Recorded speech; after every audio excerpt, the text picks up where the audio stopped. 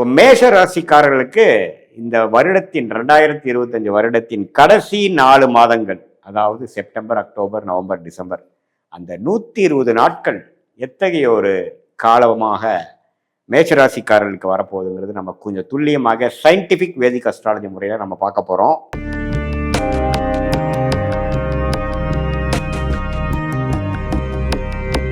பாருங்க, ஆண்டு கிரகம் என்று சொல்லப்படுகிற சனி 12ஆம் இடத்துல விரய சனியாக மேஷராசிக்காரர்களுக்கு உண்ணம் இருக்கிறார்.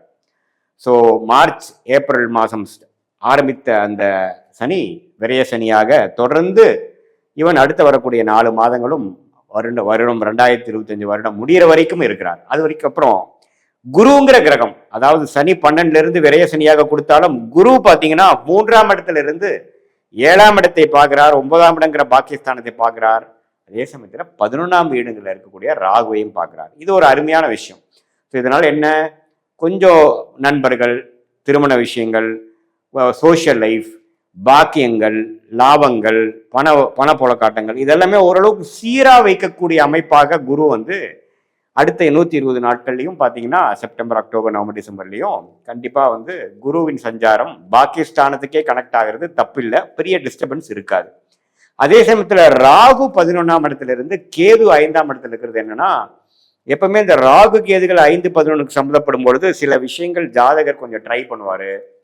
சில கிரியேட்டிவான விஷயங்கள் ட்ரை பண்ணுறது, ஏதோ ஒரு விஷயம் நம்மளால ஒரு முயற்சி செய்ததில் ஒரு பலன் பெறுவது, அது மாதிரி விஷயங்கள் வரும். ஆனால் 11ஆம் இடத்துல ராகு இருந்து குரு பார்வை பெறுகிறார் இல்லைங்களா, ராஜோகாதிபதி குருவின் பார்வை பெறும் பொழுது குறிப்பாக ராகு திசை நடக்கிறவங்க, கேது திசை நடக்கிறவங்க, ராகுவின் சாரத்தில் இருக்கக்கூடிய திசை நடக்கிறவங்களுக்குலாம் கொஞ்சம் பாசிட்டிவான விஷயங்கள் உண்டு. ஸோ இதுதான் ஜென்ரலாக ஆண்டு கிரகத்தின் சஞ்சாரங்கள் கொடுக்குது. மாத கிரகத்தின் சஞ்சாரம் எப்படி இருக்கு, பயிற்சிகள் எப்படி இருக்குன்னு பார்க்கும்பொழுது ராசி அதிபதியாகிய செவ்வாயே பார்த்தீங்கன்னா செப்டம்பர்லேருந்து டிசம்பர் வரைக்கும் பார்த்தீங்கன்னா கன்னி, துலாம், விருச்சிகம், தனுசு இந்த 4 ராசியில பயிற்சி பெறுகிறார். இதில் எல்லாமே ஓரளவுக்கு நல்ல பயிற்சி தான். குறிப்பாக சொல்லப்போனால் ஒரு செப்டம்பர் மாதத்திலிருந்து வரக்கூடிய அந்த துலாம்ல வரக்கூடிய செவ்வாய் தன் வீட்டை தன்னை பார்த்து தன் ராசி ஆகிய மேஷ ராசியை செவ்வாய் பார்ப்பது ஒரு நல்ல பலம். ஸோ அவங்களுக்கு என்ன வேணுமோ அதில் சில விஷயங்கள் செய்து கொள்வது, நண்பர்கள், அசோசியேஷன், கான்ட்ராக்ட்ஸ், அது மாதிரி விஷயத்துலலாம் கொஞ்சம் பாசிட்டிவான சில விஷயங்கள் வருவது. அதே சமயத்தில் 8ஆம் இடத்துல செவ்வாய் போனாலும் ஆட்சி பலம் பெறுவது, அதெல்லாம் பார்த்தீங்கன்னா கொஞ்சம் தேவையான விஷயங்கள் நமக்கு செஞ்சுக்கக்கூடிய அமைப்புகள், பொருட்சேர்ப்பு, ஒரு கூட்டு விஷயத்தில் ஒரு இனாமா வரக்கூடிய பணம், மனைவி மூலமாக வர்றது, அப்பா மூலமாக வர்றது, கொஞ்சம் சைடு இன்கம் வர்றது, அதெல்லாம் கொஞ்சம் கொடுக்கக்கூடிய அமைப்புகள் உண்டு. அதே சமயத்தில் 9ஆம் இடத்துல செவ்வாய் போவதும் பார்த்தீங்கன்னா பாக்கியஸ்தானத்துக்கே செவ்வாய் போய் வருடத்தின் இறுதி பகுதியாகிய இந்த டிசம்பர் மாதம் அற்புதமாக மேஷராசிக்காரர்களுக்கு முடிவுக்கு வருகிறது. ஏன்னா குரு செவ்வாயை பார்க்கிறார், ராசிதிபதியை பார்க்கிறார், குருவும் செவ்வாயும் நேர்கொண்டு பார்த்து கொள்கிறார்கள் தனுசுல இருந்து. ஸோ தன் வீட்டிலேயே இருந்து குரு தன்னை வீட்டையே பார்க்கும் பொழுது தன் வீட்டில் இருக்கக்கூடிய செவ்வாய் பலம் பெறுகிறார், ராசி அதிபதி பலம் பெறுகிறார். அதே சமயத்துல சூரியனும் பாருங்க சிம்மம், கன்னி, துலாம், விருச்சிகம் அப்படிங்கிற ராசியில பார்த்தீங்கன்னா அந்த அடுத்து வரக்கூடிய 4 மாதங்களும் வருகிறார். அதுவும் ஓரளவுக்கு நல்ல அமைப்புகள். ஏன்னா ஓரளவுக்கு நட்பு வீட்டில் வரார். நடுவால தான் சூரியன் கொஞ்சம் நீச்சம் ஆறார்.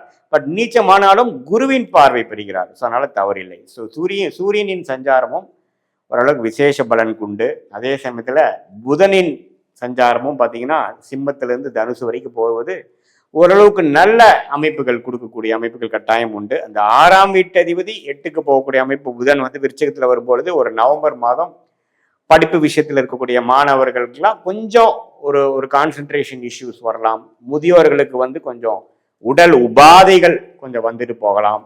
அது மாதிரி ஒரு சிரமங்களும் அப்ஸ் அண்ட் டவுன்ஸ் கொடுக்கக்கூடிய அமைப்புகள் இருந்தாலும் ஜெனரலி ஸ்பீக்கிங் மேஷ ராசிக்காரர்களின் அந்த ராசி அதிபதி ஆகிய செவ்வாய் பலமாக இருப்பதனால் இருக்கக்கூடிய பிரச்சனைகள் எல்லாம் ஓரளவுக்கு சமாளிக்கக்கூடிய ஒரு அமைப்பை எல்லா வயதினருக்கும் கொடுக்கக்கூடிய அமைப்பு இருக்கு. அதாவது ஒரு 30, 35, 40 வயசுல இருக்கக்கூடிய மிடில் ஏஜில் இருக்கக்கூடிய என்டர்பிரனர்ஸாக இருந்தாலும் பிஸ்னஸ்மேன், தொழிலதிபர்கள்லாம் பார்த்தீங்கன்னா கொஞ்சம் நல்ல அசோசியேஷன், கடன்கள்னால கொஞ்சம் டெவலப் ஆகிறது, கொஞ்சம் அபிவிருத்தி பண்ணுவது, அடுத்த கான்ட்ராக்ட் எடுக்கிறது, அடுத்த ப்ராஜெக்ட் பண்ணுவது, வியாபாரத்தில் டர்ன் ஓவர் அதிகப்படுத்துவது, அது மாதிரி பல நல்ல விஷயங்கள் வரக்கூடிய அமைப்புகள் உண்டு. நண்பர்கள் வட்டாரம், பழக்க வட்டாரங்கள், சோஷியல் லைஃப் எல்லாம் கொஞ்சம் இம்ப்ரூவ் ஆகக்கூடிய அமைப்புகள் உண்டு. அதே சமயத்தில் real estate, catering, medical related விளையாட்டுத்துறையில் இருக்கிறவங்களுக்கெல்லாம் அருமையான பலன்கள் இந்த வருட கடைசியில் வந்து கிடைக்கக்கூடிய அமைப்பு கண்டிப்பாக உண்டு. ஸோ இப்படி இருக்கக்கூடிய அந்த செவ்வாயின் சஞ்சாரம், புதன், சூரியன் இதெல்லாமே கொஞ்சம் பரவாயில்ல. சுக்கிரன் பாருங்க, ஓரளவுக்கு 2 மாதம் சுக்கிரன் வீட்டிலேயே ஆட்சி பலத்தோடு இருந்து 7ஆம் இடத்துல இருப்பது அருமை.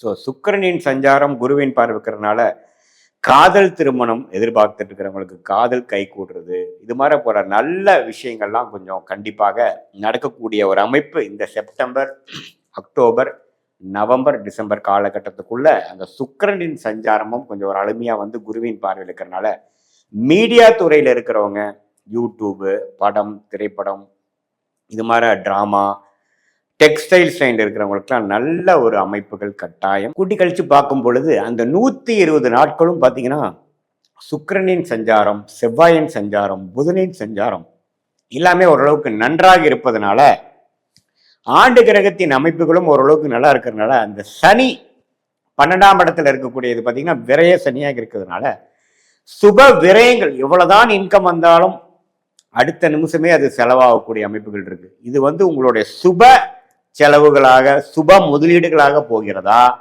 அல்லது தேவையற்ற செலவுகளாக போகுதாங்கிறது உங்களுடைய ஜென்ம ஜாதகத்துல தசாபுக்திகள் எப்படி போய் கொண்டிருக்கிறது, நீங்க எந்த லக்னத்துல பிறந்தீங்க, அந்த லக்னம் பார்த்தீங்கன்னா அந்த லக்னத்துக்கு நடக்கக்கூடிய தசைகள் அருமையான தசைகளா நடக்குதா, தசநாதனும் புக்திநாதனும் எப்படி இருக்கிறாங்க, ஸ்தானபலம் திக்பலம் எப்படி இருக்குதுங்கிற உங்களுடைய ஜென்ம ஜாதகத்துல நீங்க பிறந்த தேதி, பிறந்த நேரம், பிறந்த ஊர் வைத்து வரக்கூடிய அந்த ஜாதகம் மூலமாக இந்த கோச்சார அமைப்பு மேஷராசிக்காரர்களுக்கு சேர்த்து பார்க்கும் பொழுது அடுத்த வர 3 மாதங்கள், அடுத்த வரக்கூடிய 6 மாதங்கள் எப்படி இருக்க போகிறது, லாங் டேர்ம் எப்படி இருக்க போகிறதுங்கிறதெல்லாம் துல்லியமாக சயின்டிபிக் வேதிக் அஸ்ட்ராலஜி முறையில கணித்து அது பிரகாரம் நம்மளுடைய வாழ்க்கையோட டைரக்ஷன் திட்டங்களை எல்லாம் வகுத்து நம்ம போனோம்னா எளிதில் வெற்றி பெறலாம். நம்ம கர்மாவுக்கு எதிராக போகாமல், நம்ம கர்மா என்ன சொல்லுதோ அதுக்கு தகுந்த டைரக்ஷனை போய் எதிர்நீச்சல் போகாமல், பண விரயங்கள், சமய விரயங்கள் செய்யாமல்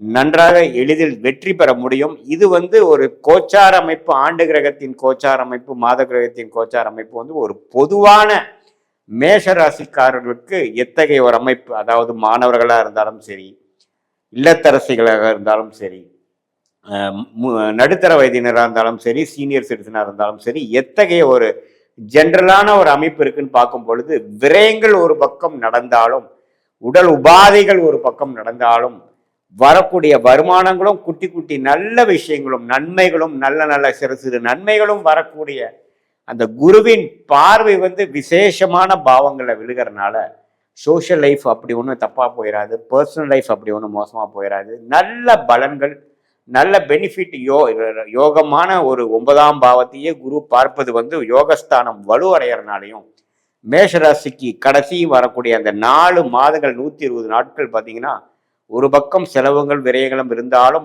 பல வெற்றிகள் பெறக்கூடிய, பல அச்சீவ்மெண்ட் செய்யக்கூடிய, சோஷியல் லைஃப்ல உங்களுடைய ஸ்டேட்டஸ் இம்ப்ரூவ் ஆகக்கூடிய ஒரு அமைப்பு கட்டாயம் உண்டு என்று நீங்கள் தெரிந்து கொள்ள வேண்டும். மீண்டும் மற்றொரு காணொலியில் சந்திப்போம். நன்றி, வணக்கம்.